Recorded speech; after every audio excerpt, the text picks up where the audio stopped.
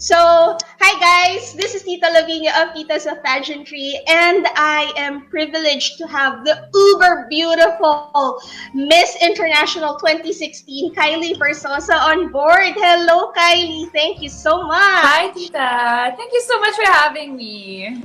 I am super pumped.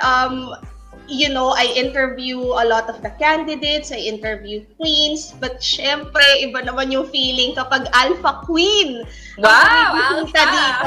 Alphang Alpha queen. O, diba? So, Alpha for this queen. era, diba? Parang top, Big Four. O, Wow. lalo na ngayon, with Binibining Pilipinas, Miss International is now the highest. The highest crown, yes. So, talaga, alpha. So, Alpha. hi, Kylie. How are you? How are you doing now? I'm good, Tita. I'm doing good despite everything. Things are going well for me naman. I'm just so grateful.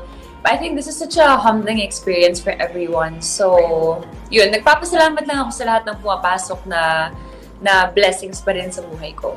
Sobra, no? Alam mo, even yung mga padala na, let's say, alam ko gusto nila magpa-promote, but yung mga padala na bread, yung mga unexpected na mga ayuda, like yung mga samples, Super! As in, minsan yung, parang minsan napapaisip ako, uy, parang gusto ko yan. Tapos the next day, parang may mag-o-offer. So, sobrang happy din ako and thankful. Pero, syempre, for me, it's my way of, kaya ko siya ina-accept. It's my way of promoting them also. It's my way of giving back. Kasi alam ko rin naman yung pakiramdam nun. Kasi my parents are into business. So, alam ko yung feeling na pro-promote ng tao yung business mo, 'di ba? Nakakatulong talaga 'yun. So for me, that's one small way of helping the small businesses also. What about you? Apart from like yung mga interviews na ganito, I wanna know how you are in the house. Do you cook? Do you bake? Are you crazy with the cleaning or the planting? Plantita ka na? I am a plantita, so I have a few plants over there. Hindi ko lang mapakita ngayon. Parang it makes the house so much happier. And siguro before the lockdown, I could show a bit of this. Like this area was so empty before. Ginawa ko siyang parang project sa lockdown. Kasi syempre yun yung nakikita natin sa bahay, di ba? So, nung MECQ, buti na lang, so bumili ako ng mga bookshelf, ng mga bagay-bagayan. Yung iba nga, people just gave that, yung mga vase. Ang dami kong vase sa bahay. Tapos, I got also, recently, I purchased some paintings. Because medyo malaki yung posted. Malaki kasi yung wall space namin dito. So sabi ko, parang I wanna fill it up with paintings. And I realized na, oh my God, these things bring me so much joy. Parang, nakita ko lang, di ba? It's something na, yun, it makes me happy. And we do get to spend like 90% of our time at home. So, why not make it as pretty as you can? Pretty and comfortable. It's pretty and comfortable. Parang it's a reflection of you din eh. Parang, kapag nakikita ko siya, ay parang nahahappy lang ako. Yes. For this episode, ang naging inspiration ko, and I told you about this, was yung segment ng Vogue on their YouTube channel, wherein they would talk about iconic looks. And I thought about you, because ikaw yung tipo ng beauty queen na sinabak sa Miss International na talagang very precise yung styling. Na parang right after no, nagbiroan na nga kami na parang, oh, it's Kylie International because right after I saw that na, Tita. Tita. Diba? Pansin namin, pati yung looks ng ibang mga girls from the other countries, medyo bumabagay na rin sa naging strategy mo. So, let's go and first check out the first look. The first look is your national costume, the gold one from 2016. This was by Rahul Lavelle. I don't know. There you go. I don't know if you can see it. Oh, okay. Ano siya? I remember yung... Kasi this is my second time to join Binibini, diba? So parang first, nag-Pilipinyana ako. Yung next, sabi ko, I wanted it to be different. Sabi ko, gusto ko talaga si Raho yung mag-design ng Pilipinyana ko. So dream ko talaga siya. Parang I wanted Raho Laurel to make my Filipiniana. So I wrote him a letter, parang, Raho, I've been such a fan of your creation. I'm Kylie Verzosa, I'm joining Binibining Pilipinas, blah, blah, blah, blah. Parang, ewan ko bakit, it's my second try or something. I really believe I want to wear your creation. Please. Tapos nag-reply siya, parang, yes, please contact my secretary. Oh my God! Sobrang kinikilig talaga ako. I remember I was in one activity pa na on the way to the, ewan ko ba, Gawad Kalinga, whatever, building stuff. Tapos sobrang kinikilig ako kasi dahil nag-yes si Raho to make my costume. Tapos sabi ko, when I was there na, Tito Raho, hi, I'm Kylie. Quiet lang siya. Okay. What do you want? Hindi ko ine-expect kasi ako, because I know you as a model, I would think na parang easier na lang for you to talk to these people, like wala ka ng wall or barrier in being polite. Yes, Tita, pero I wasn't established yet, parang as a beauty queen, or for me I was a model, yes, in the scene. But, I still had to ask permission. It wasn't like designers were approaching me to dress me up. I think di pa masyadong uso at that time. Because it was, I think, during yung batch nung batch na Pia, doon nag-start yung wear your own, or batch namin actually, nag-start yung wear your own designer. That was the first year. So, hindi pa talaga uso. So, yeah, I had to approach all the designers myself and write them, text them kung You ano-ano. have to do the work. Kasi I have to do the work talaga. And it none of the designers, except for maybe Francis Libiran, with the help of Aces and Queens, they were the ones who arranged that for me. But I still have a good relationship with Francis now. They're like my family now. So yeah, yun, I wrote Raho and sabi ko I wanted to be different. Gusto ko medyo hip, modern, medyo fashion. So we came up with this like cat suit. Oh, he did it for you. He designed Yes, he made it for me talaga. So it was But a I part looked of his through- archive. Yes, I looked through his page. Tapos sabi ko, Tito Raho, I kind of want something like this. I think there was a picture of the girl with that kind of fabric. Sabi ko, Tito Raho, I want something. Okay, what about a cat suit? Oh, yes, a cat suit. Sabi ko, I wanted something that flows on stage. So he came up with this. It's not a Filipiniana, but I loved it. My mentor was like, you should have worn a Filipiniana. Sabi ko, but I like it. Bahala na. It comes from the parang indigenous patterns kasi yun eh. So it's inspired by yung tattoo artists from The Pintados. Yes, the Pintados. Inspired siya doon. So And there. I I didn't win best national costume. Medyo na-hurt ako. Medyo naiyak ako dahil kasi syempre dream ko yun eh. Parang when you have your dream, don't you want everything good for your dream? So parang I texted Tito Rao, and I was able to win best national costume. But I'm so grateful, blah, blah, blah. Sabi niya naman, Kylie, we're so proud of you. Pero we know you did your best. Thank you for representing, blah, blah. Okay na yun sa akin, like, so. Hindi. Tsaka alam mo, Kylie, from that time, ang takeaway mo is that yun yung naaalala namin lahat na national costume. So, let's move on to look number 2. This is your look number 2. This was the gown that you wore for the finals of Binibining Pilipinas. Now, a little bit of question though. Hindi ka ba ninervyos na ganun yung kulay ng gown mo, knowing na yung pailaw usually sa Araneta, ganun din yung kulay? Hindi ko nga alam na ganun yung kulay ng pailaw. All I know is actually sa photos, send sa akin ng friend ko, oh, perfect, oh, you blended with the background. Which I think for me, it was good naman. Pero parang maganda siya in photos dahil purple, tapos yellow, gold kasi siya, di ba? Hindi naman namin, every year, the background or the stage varies. So we don't know how the stage will look like then. Pero this also was a collaboration with Francis. Sabi ko, Francis, I don't want it to be a typical, parang pageant gown. sabi ko, I think what works best for me, or I think what looks best for me is parang yung pa-V dito. Sobrang payat kasi ako dati, sobrang pa-V dito. And then I want it to be flowy because I had this obsession of like throwing something on stage at that time. Feeling ko, pero ngayon, feeling ko hindi na uso. Yun yung thing mo. Yun yung thing ko.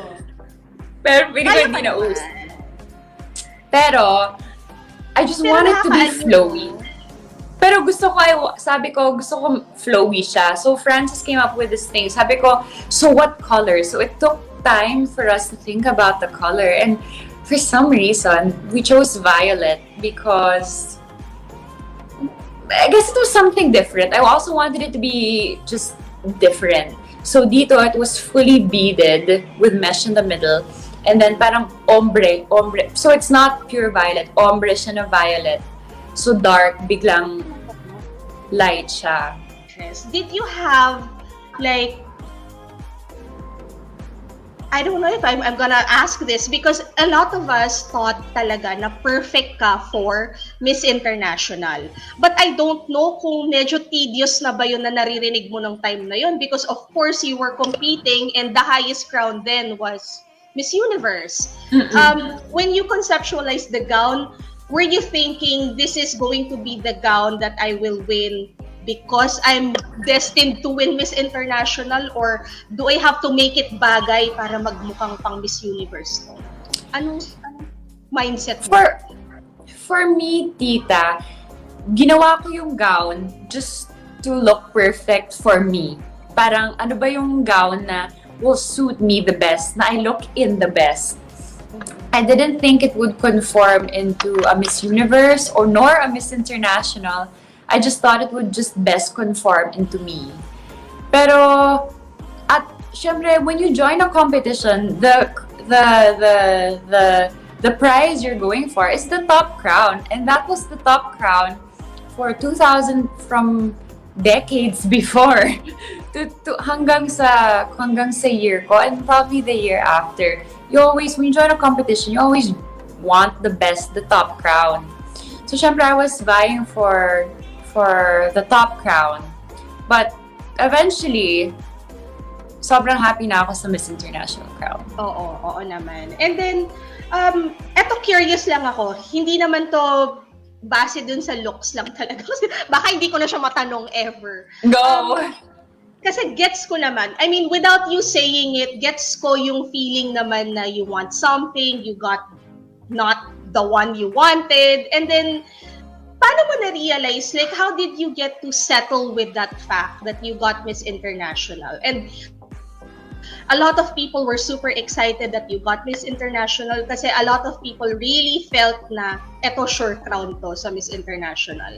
Did it take you a bit of time? Hindi ko naiintindihan yung sure crown. Hindi ko siya naiintindihan. Hindi ko talaga siya sure crown, Miss International.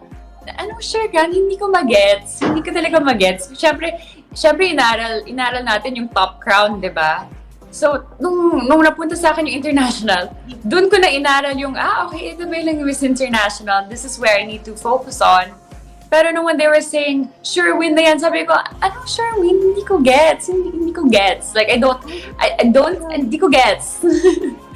So, dun ko siya. Pero ngayon, na Miss International ka na, nagigets mo yung sinasabi ng tao. No? Medyo nagigets ko, pero I really believe that I had to make myself into one to conform into what they were looking for, to build myself, you know. Pinag-aralan ko din siya, pinag-isipan, we were doing a lot of brainstorming with my team. We were learning more about Miss International, what they were looking for, who they were looking for, ano bang hinahanap nila. I think that was my journey towards Miss International. Before I won, I didn't really see there was a certain pattern of winners. Because Eddie Mar was the winner. Sabi ko lang, oh my God, ang ganda niya. Ang ganda ni Eddie Mar. How? Ang ganda niya. paano? Pero, you know what? I had Edimar in like my phone and my screenshots. As in, dream ko talaga na maging siya. Alam mo yun?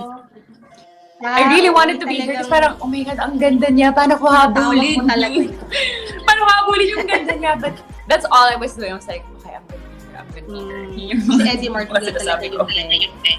Si Edimar yung peg. Kasi, I think that's normal for a queen to, ano, diba? To peg yourself, not peg, pero to want to be the reigning queen. So, I'm sure si Edimar, peg niya yung, not peg, pero she admired the queen before her. And same like as... for inspiration. Yeah, so she was also my inspiration. And the other queens were, sina Bea. Bea was also my inspiration. Sabi ko, oh my God, how do I be Bea? Yun yung mga naisip ko, how do I be Bea? Bea, gusto ko maging ikaw. Yung mga naisip ko. Sana hinawak-hawakan mo rin. Bea! Pero, yun.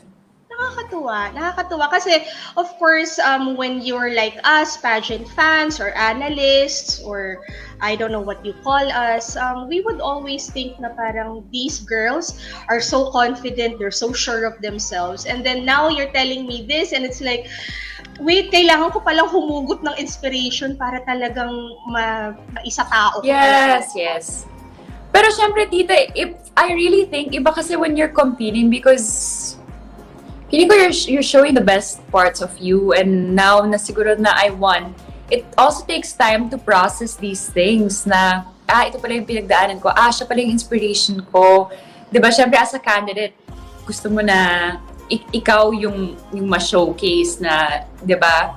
So, yeah, I think I've took time to process all these emotions, these feelings, and lahat ng mga naisip ko, pinagdaanan ko, lahat ng mga insecurity ko, pero parang wala naman.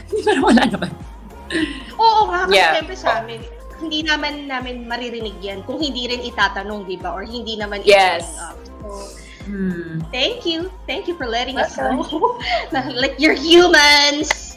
You're not like, yes, we are human. That's there. part also, Tita, of my mental health advocacy. Diba, we're all humans and we all go through the same thing, and it's okay not to be okay. It's okay to, you know, have our downfalls in our journey.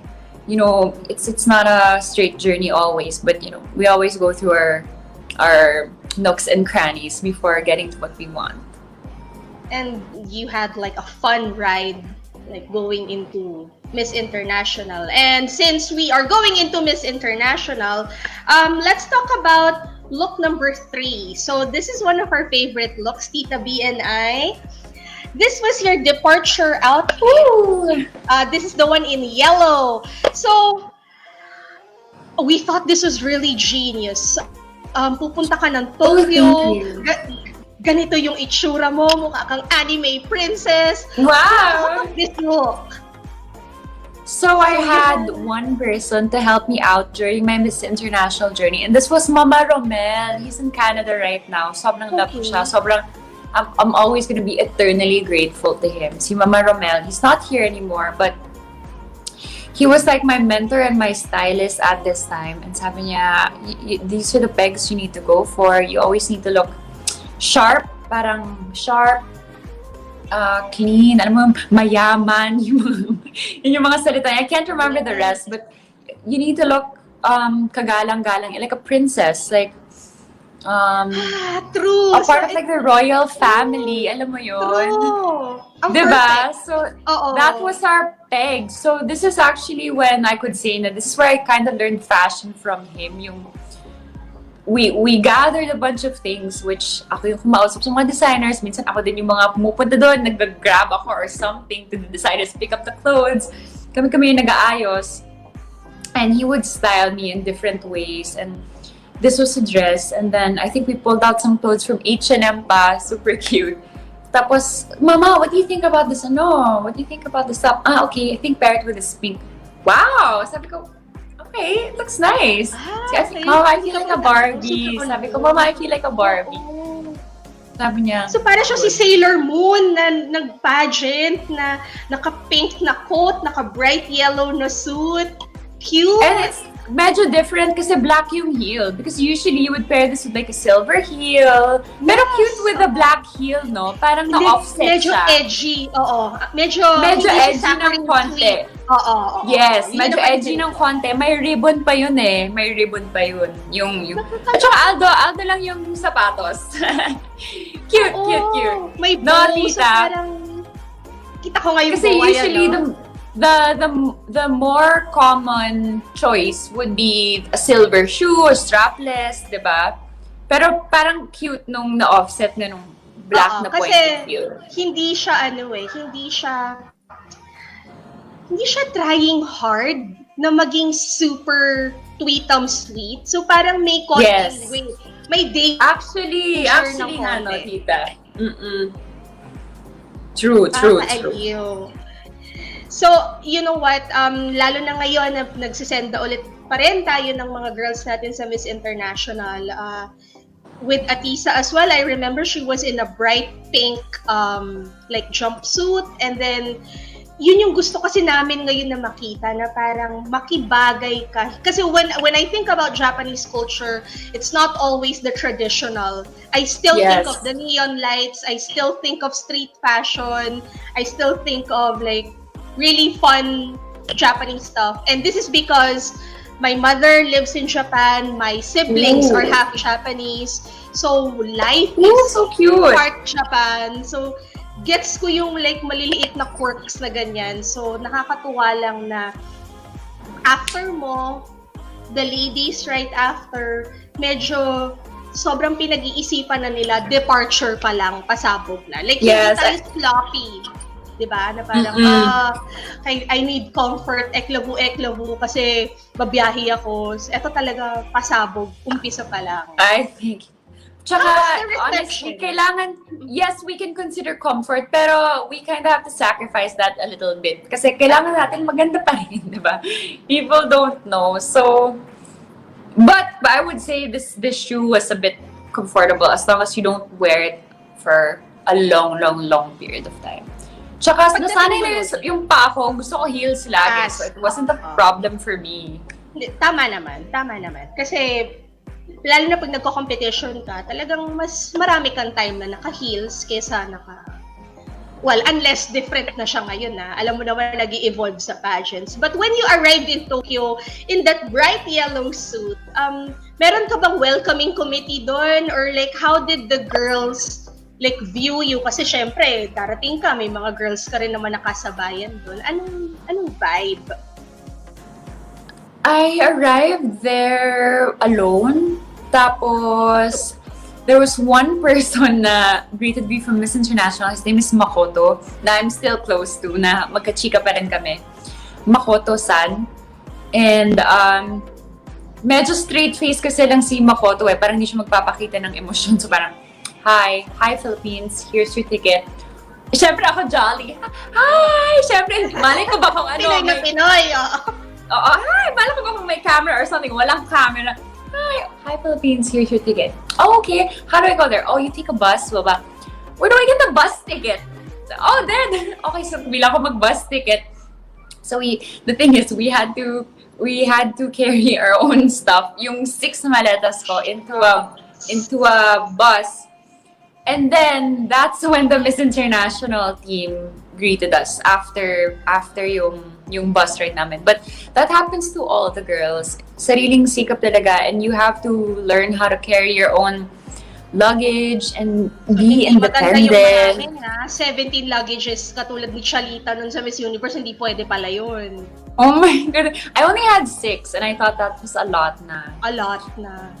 So, siguro mga 1 or 2 from Miss International, but we had to bring all our luggage into a bus. We took a bus and then dun na yung parang, kasi gabi ako dumating. I think that was why. Gabi ako dumating. Gabi. And when we were there, parang may registration booth and parang, welcome Philippines, oh, right here. Parang we're called kasi by our countries, diba? So parang, welcome Philippines, oh, thank you. Yun, and then I think I got to know the girls in orientation na. Okay. Nung So wala orientation. pa nakakita ng iyong grand arrival. Wala nga eh. So sad. The So next day sad. pa. Di bale. Wala, the next day. Wala. Pero the next day, feeling ko bongga yung outfit ko nun. I'm Pero not feeling ko rin, hindi ako sure. Pero etong susunod ko na outfit, feeling ko ito talaga yung nag-cement sa status mo. Kasi feeling ko na lahat ngayon ng ladies na magko-compete sa Miss International, kailangan ng may isang bow dress. And the next look is the pink one. My favorite bow dress! Anyari dito? This was genius as well. Oh my goodness, I super love this dress. It was a teacup dress, ribbon teacup dress by Mark Baumgartner. And I approached Mark and I said, Mark, I'm going to Miss International. I want you to dress me. Parang, okay, sure. Sabi ko pa, can I pull out kahit 2 to 3 dresses? Sabi niya, no, I'll make you one.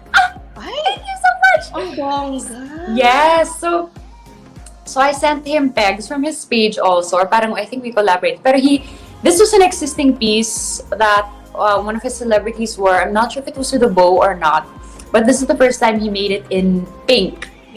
Yes. I think he decided this color. And when I came back to fit it, I think I only had one Mark Baumgartner dress. And I always dreamt also of Mark dressing me up. And when I went to fit there, sobrang, I fell in love with it right away. Parang, everybody fell in love with it. Oh, thank you. Nakakaloka. So, I fell in love with it right away. Parang it was one of my favorite dresses. It was, ang ganda ng silhouette niya. It reminded me of, I don't know, this like Versace ba or Chanel. Chanel Okay. na, sabi ng mentor ko, parang Chanel na iconic black dress or something na ginawang teacup kasi yung fit dito or something. Tapos cute ng ribbon. I felt like a princess lang, like a tea fairy princess.